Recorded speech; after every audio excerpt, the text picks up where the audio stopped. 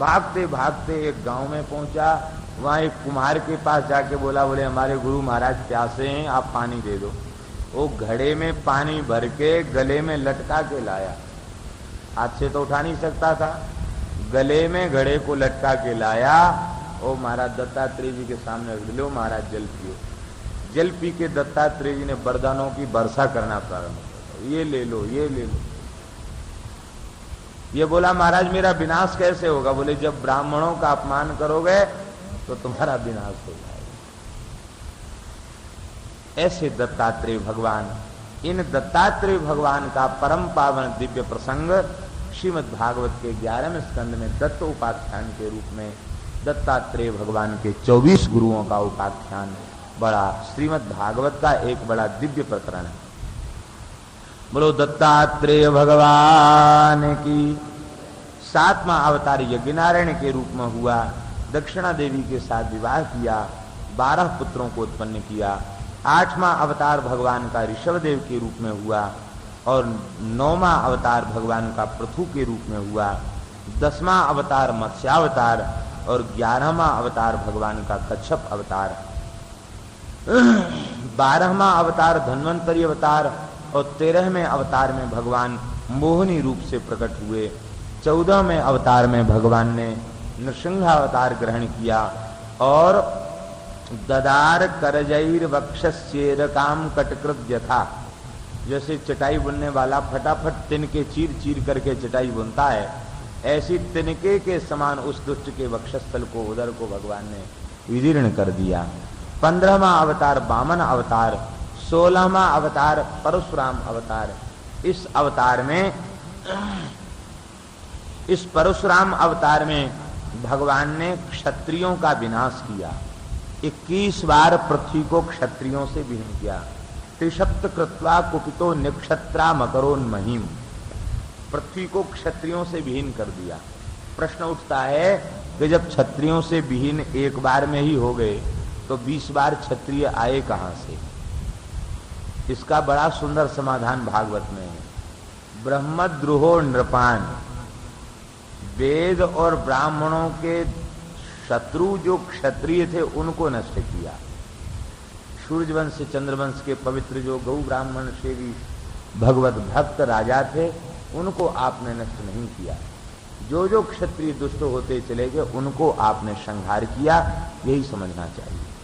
17वें अवतार में भगवान ने सत्यवती के गर्भ से पराशर ऋषि के द्वारा भगवान व्यास के रूप में अवतार ग्रहण किया और वेदों का विभाग किया।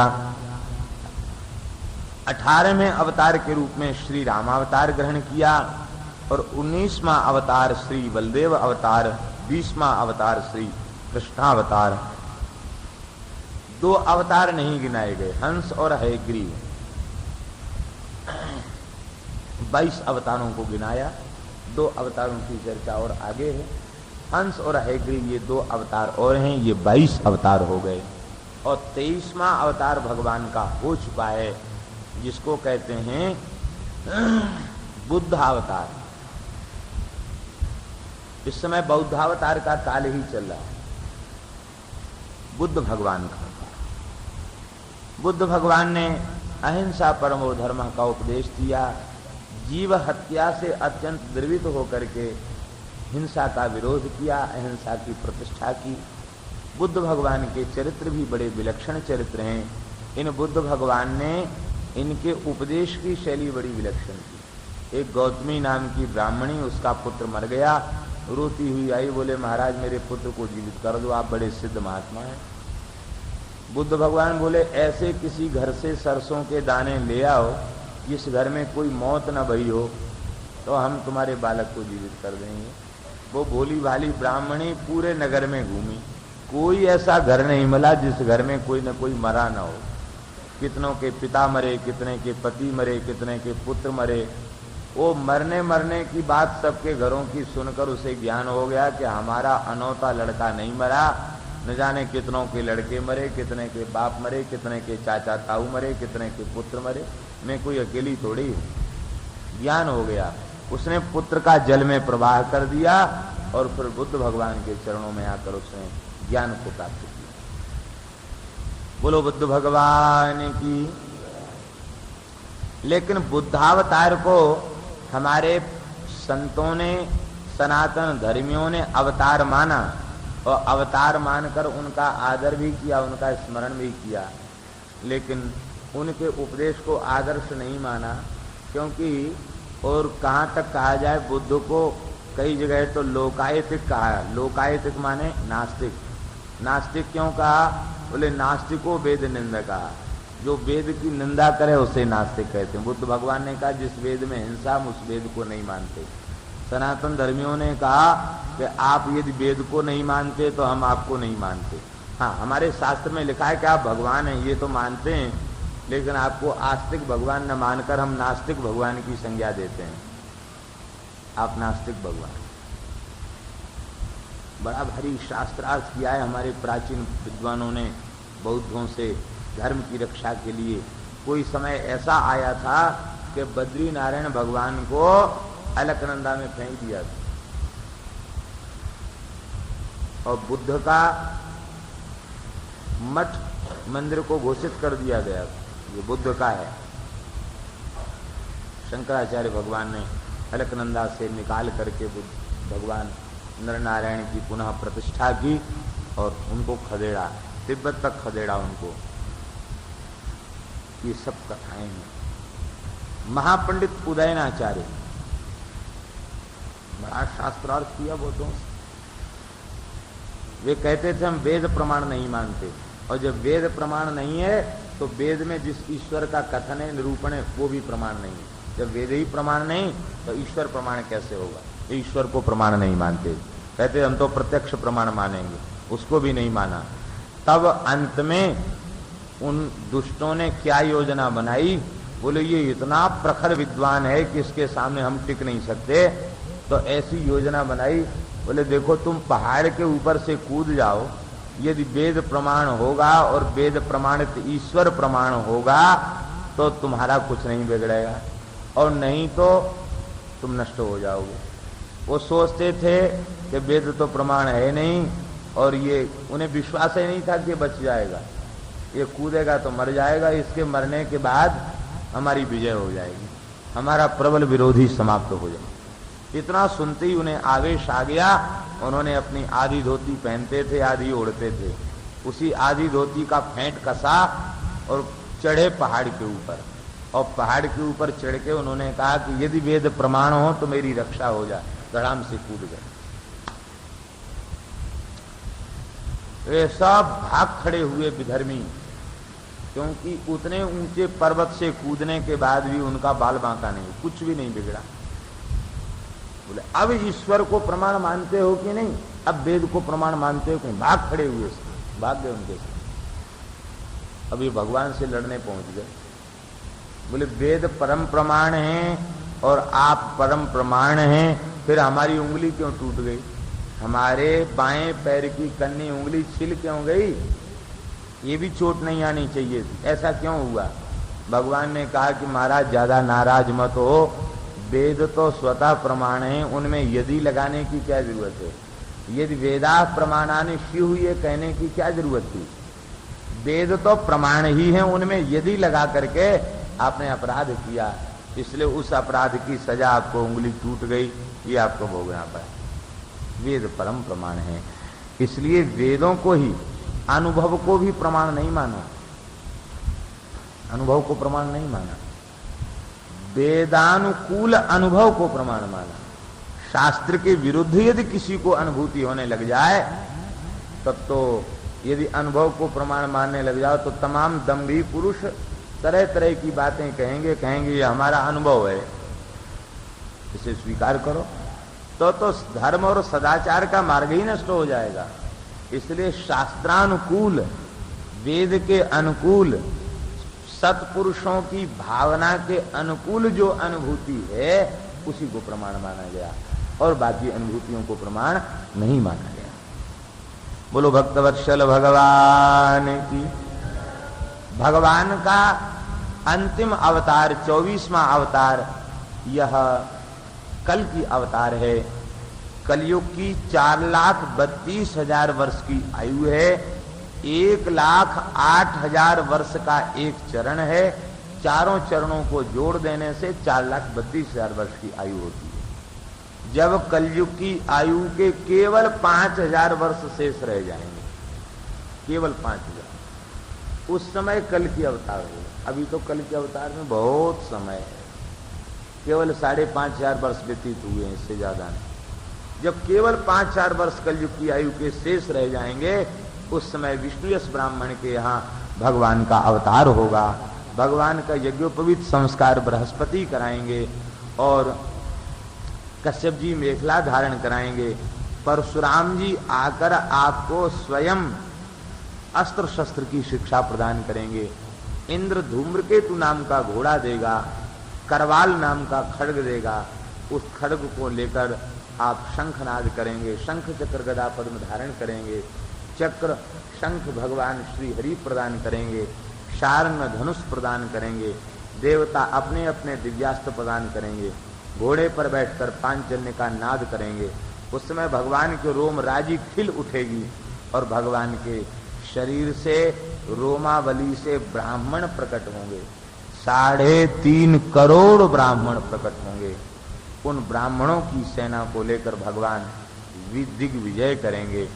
जो म्लेच्छ हैं उनका संहार करेंगे और जो विशेष दुष्ट हैं, नास्तिक हैं, उनका तो संहार कर देंगे।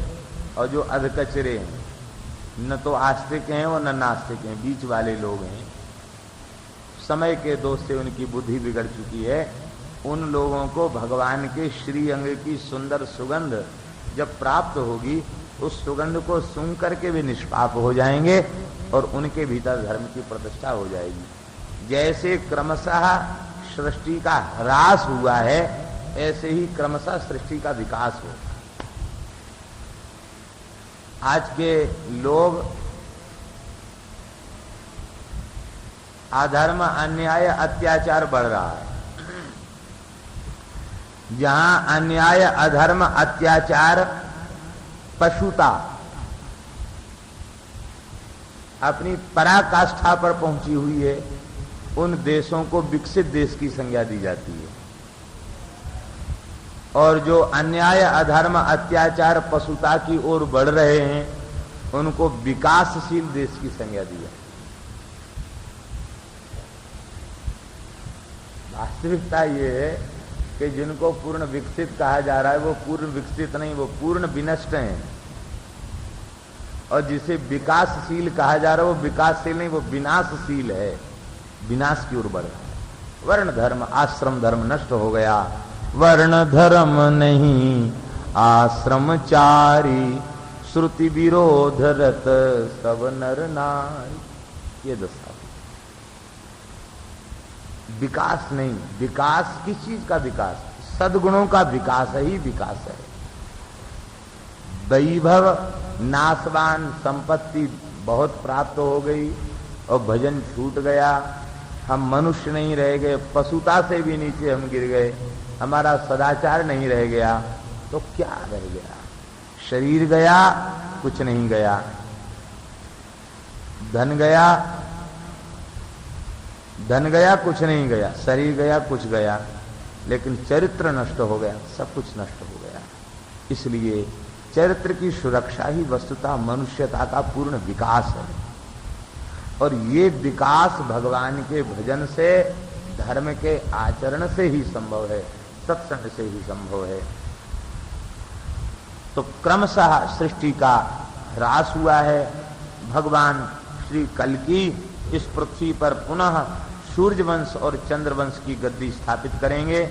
सूर्यवंश के राजा मरु और चंद्रवंश के राजा देवापी। ये देवापी शांतनु के भाई हैं, बड़े भाई हैं। ये दोनों महापुरुष आज भी बद्री नारायण के आगे कलापक ग्राम में तपस्या कर रहे हैं।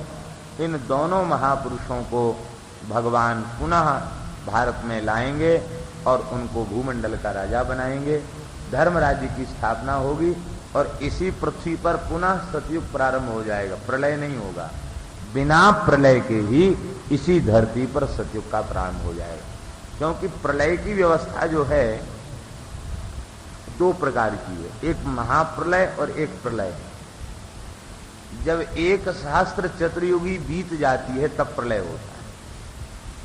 1000 बार सतयुग, 1000 बार त्रेता, 1000 बार द्वापर, 1000 बार कलयुग जब बीत जाता है तब प्रलय होता है। वो महाप्रलय नहीं होता, उसमें केवल भूलोक, भुवरलोक और स्वर्गलोक तक जलमग्न हो जाते हैं और भगवान मत्स्यावतार लेकर के सप्तर्षियों को नौका में विराजमान करके, मनु जी को विराजमान करके रक्षा करते हैं, वो प्रलय होता है। और जब ब्रह्मा जी की 1 सहस्त्र चतुर्युगी का एक दिन होता, इसी हिसाब से जब ब्रह्मा जी की 100 वर्ष की आयु पूर्ण हो जाती है तब महाप्रलय। ये प्रलय और महाप्रलय की व्यवस्था है। इसलिए प्रलय होगा, ये सब बातें लोग बिना जाने समझे कहने लग जाते हैं कि कलयुग के अंत में प्रलय हो जाएगा फिर सतयुग आएगा। ये बात नहीं है। अभी 28वां कलयुग चल रहा है। जब 1000 बार कलयुग बीत जाएगा तब प्रलय होगा। अभी केवल 28वां कलयुग है, इसलिए प्रलय नहीं। इसी धरती पर युग बदलते रहेंगे और युग के अनुसार लोगों की वृत्तियां बदलती रहेंगी। श्री सुखदेव जी महाराज, श्री सूत जी महाराज कह रहे हैं, अवतारा यशंख्येया हरे सत्वनिधिर्द्विजा यथा विदासिनः कुल्या सरसस्युः सहस्रशः ऋषयो मनवो देवा मनुपुत्राः महौजसः कलाः सर्वे हरेरेव सप्रजापतयस्तथा। भगवान के असंख्य अवतार हैं। जैसे किसी अगाध सरोवर से हजारों छोटे छोटे झरने प्रकट हो जाएं, ऐसी भगवान के असंख्य अवतार जीवों के कल्याण के लिए होते रहते हैं। देखो, ऋषयो मनवो देवाः मनुपुत्राः महौजसाः और प्रजापतयः, ये 5, ये समस्त ऋषि भगवान के अवतार हैं। संत महात्मा ऋषिगण ये भगवान की ही विभूति है। मनवा मनु, देवता, मनुपुत्र और महौजसा, ये सबके साथ विशेषण है। ये सब महान महौजस हैं। ये सब भगवान के कलावतार हैं। प्रजापति, ये सब भगवान के कलावतार हैं। लेकिन एते पूर्वोक्ता ऋषयः मनवः मनुपुत्राः प्रजापतयस्तथा एते पूर्वोक्ताः अंशावताराः कलावताराश्च किंतु भगवान कृष्णस्तु भगवान स्वयं। ये पूर्वोक्त अंशावतार और कलावतार हैं, किंतु भगवान स्वयं अवतार हैं। अवतार नहीं, अवतारों के भी अवतारी। कृष्णस्तु भगवान स्वयं, यह परिपूर्ण अवतार भगवान का है। श्रीमद् भागवत में जो कृष्ण चरित्र है उसको भागवत के विद्वानों ने सारस्वत कल्प की कथा कहा है। ये सारस्वत कल्प की कथा है। सारस्वत कल्प में भगवान का परिपूर्ण अवतार होता है। और एक संकेत और भागवत में मिलता, सित कृष्ण केसा। ये जो संकेत है, ये सित कृष्ण केसा वाला जो संकेत है, ये भागवत में निरूपित जो श्री कृष्ण का तत्व और चरित्र है उसके अनुरूप ये अवतार नहीं है। ये अवतार भी होता है, किसी कल्प में ये अवतार भी होता है, किंतु यह जो अवतार है वो कृष्णस्तु भगवान स्वयं। यहाँ कह रहे हैं कृष्णस्तु भगवान स्वयं, और फिर गर्भस्तुति के प्रसंग में राजन्य विप्र विबुधेषु कृतावतारा, इस श्लोक में सारे अवतारों को स्मरण करा के राजन्य विप्र विबुधेषु कृतावतारा कह के ये सिद्ध कर रहे हैं गर्भस्तुति में देवता, ये सब अवतार आपके हैं और आप अवतार। इसका मतलब भगवान का अवतार परिपूर्ण है। और वैसे सिद्धांत की बात तो ये है कि भगवान का न तो कोई अंश और न भगवान का कोई कला, अपूर्ण कुछ होता ही नहीं, क्योंकि वे परिपूर्ण हैं। पूर्णमिदः पूर्णमिदं पूर्णात् पूर्णमुदच्यते, पूर्णस्य पूर्णम आदाय, पूरे का पूरा ले लो तो भी पूर्णम एवं अवशिष्यते, अपूर्णता उसमें आती नहीं, क्योंकि जो अखंड पदार्थ है, अखंड तत्व है, उसमें विभाजन संभव नहीं है। भगवान में यदि विभाजन हो जाए तो पूर्णता कहां रहेगी? अरे विभाजित अंश तो अपूर्ण हो गया, उसमें पूर्णता कहां रही? इसका मतलब है भगवान में विभाजन नहीं है, भगवान परिपूर्ण है। फिर अंशावतार और कलावतार का क्या मतलब है?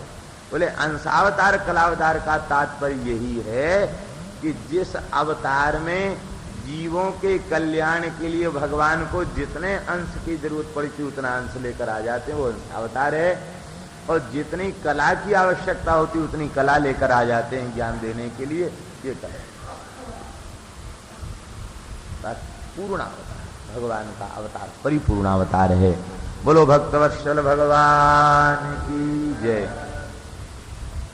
भगवान को कला और अंश में नहीं बांधा जा सकता, क्योंकि वेद कहता है निष्कलो निरंजनो निर्विकल्पो शुद्धो देव एको नारायणो न द्वितीयोस्ति कश्चित। न द्वितीयोस्ति कश्चित कह के अन्य का विरोध, निष्कल निरंजन निर्विकल्प शुद्ध भगवान है। वो कलया कलेशा, कलाओं के स्वामी हैं, कलाओं से परे। अब भगवान की 16 कला और राम जी की 12 कला कहना ये अविवेक पूर्ण है। वस्तुतः भगवान तो निष्कल हैं, संपूर्ण कलाओं के स्वामी हैं।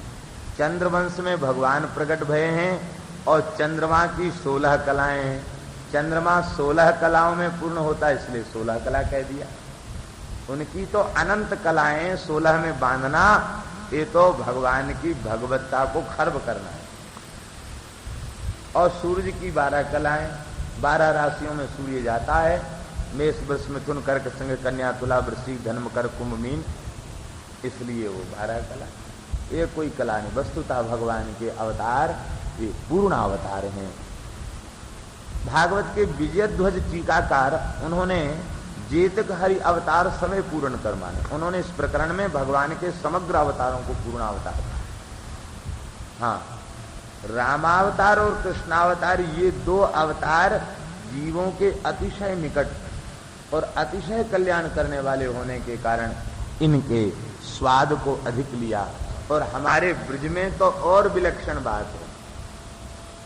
श्री हरिवंश महाप्रभु जी कहते हैं, जे अवतार कदम्ब भजत हैं, जे अवतार कदम्ब भजत हैं, धरि दृढ़ व्रत जूहिए। उनकी बुराई नहीं कर रहे हैं, वे सब नमस्कार के योग्य हैं, आदरणीय हैं, बहुत अच्छे हैं। जे अवतार कदम्ब भजत हैं, धरि दृढ़ व्रत जूहिए, लेकिन तेऊ उमग तजत मर जादा, बन बिहार रस पिए, रहो को काऊ मन ही दिए। मेरी प्राणनाथ श्री श्यामा, शपथ करो तृण छिए, रहो को काहुई मन ही दिए। मेरी प्राणनाथ श्री श्यामा, ये वृंदावन का रस ऐसा है कि तेऊ उमग तजत मर जादा, बन बिहार रस पिए। इस रस का पान करने पर सब भूल जाता। तिन्हीं विसरी वेद विधि जप जोग संयम ध्यान, नेम व्रत आचार पूजा पाठ गीता ज्ञान।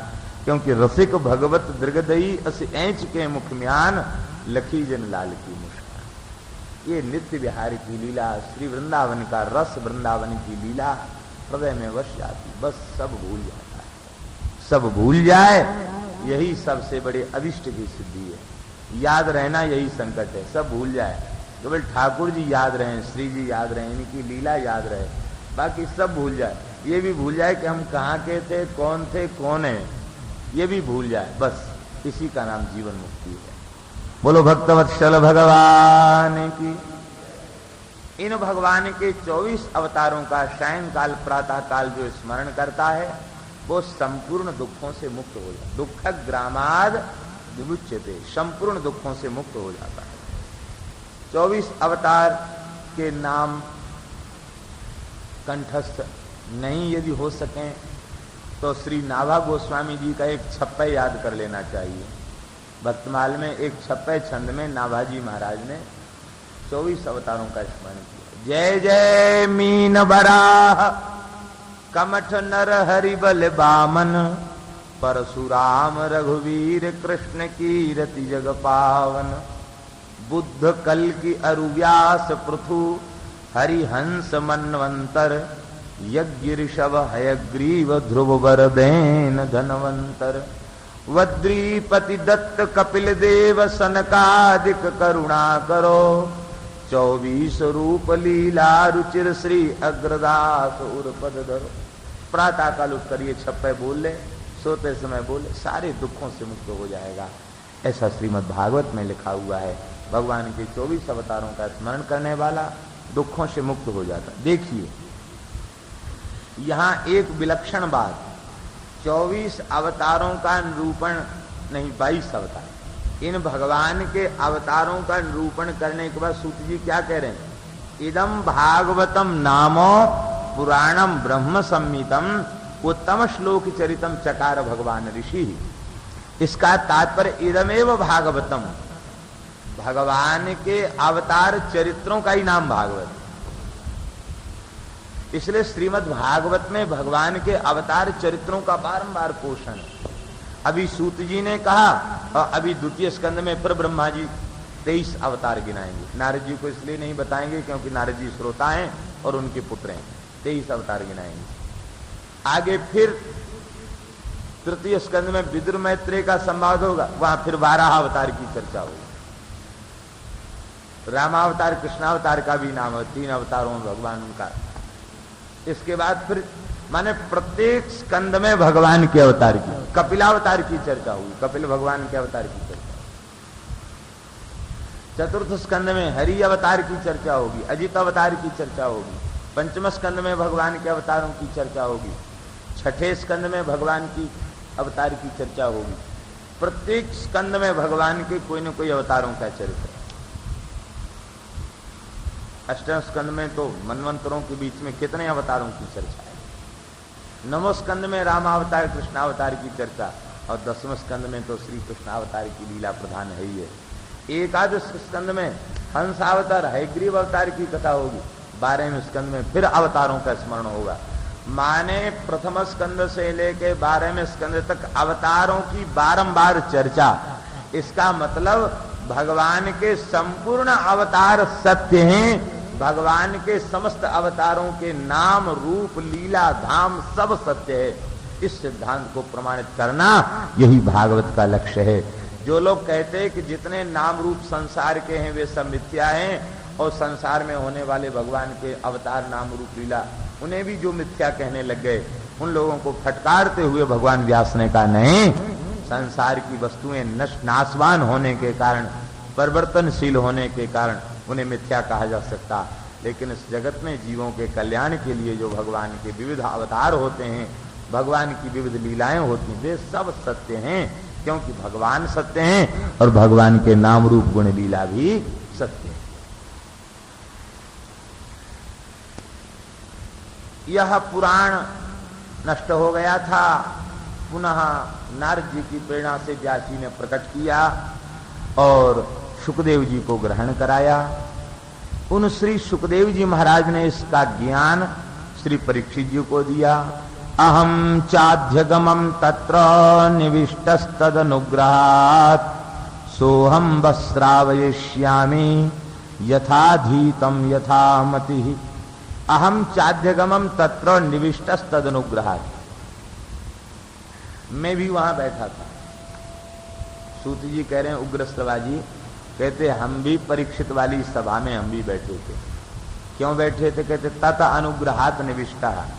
श्री सुखदेव जी गुरुदेव भगवान की कृपा से हम भी वहीं बैठे थे और हमने भी प्रेम पूर्वक कथा का श्रवण किया। तो हे ऋषियों, मैं भागवत का ज्ञाता हूं और भागवत की पूरी कथा सुनाऊंगा, ये आश्वासन मैं आपको नहीं दे सकता। सोहम व श्रावयिष्यामि, हम सुनाएंगे अवश्य। लेकिन यथाधीतम और यथामति, जैसा हमारा अध्ययन है, जैसी हमारी धारणा शक्ति है, जितना हमने सुना है समझा है उतना ही सुनाऊंगा, यथामति जैसी हमारी बुद्धि। वस्तुतः भागवत के कहने की यही पद्धति, यथाधीतम यथा, अन्यथा भागवत के संबंध में कोई क्या कह सकता। ये अत्यंत गंभीर ग्रंथ है। प्रायः प्रथम स्कंध में, द्वितीय स्कंध में हमको बहुत समय लग जाता और शेष चरित्र हमें संक्षेप करने पड़ते हैं, लेकिन वस्तुतः ये प्रथम स्कंद, द्वितीय स्कंद, ये दोनों स्कंद भागवत की भूमिका है। और पढ़े लिखे लोग जानते हैं किसी भी ग्रंथ की भूमिका बड़ी महत्वपूर्ण होती है, और भूमिका लेखक जो है ग्रंथ के समग्र स्वरूप को भूमिका में बांधने का प्रयत्न करता है। भूमिका, किसी पुस्तक की भूमिका पढ़ते ही पता लग जाता है कि इस ग्रंथ में है क्या। तो श्रीमद् भागवत का सिद्धांत प्रथम और द्वितीय स्कंद में बार बार पुष्ट किया गया है, इसलिए ये भागवत की भूमिका है। वस्तुतः भागवत का शुभारंभ तृतीय स्कंद से, प्रथम स्कंद तो उसकी भूमिका है, ग्रंथ का प्रारंभ तृतीय स्कंद से। आप लोग कहेंगे ये तो भाई बात नहीं है, ग्रंथ का प्रारंभ तृतीय स्कंद से क्यों? इसलिए क्योंकि भागवत के जो 10 लक्षण हैं, सर्ग, विषय, विस्थान, पोषण, ऊति, मनवंतर, ईशानु कथा, निरोध, मुक्ति और आश्रय, ये जो 10 लक्षण श्रीमद् भागवत के हैं, इनमें सबसे पहला लक्षण क्या है? सर्ग। सर्ग माने सृष्टि का विस्तार। तो ये जो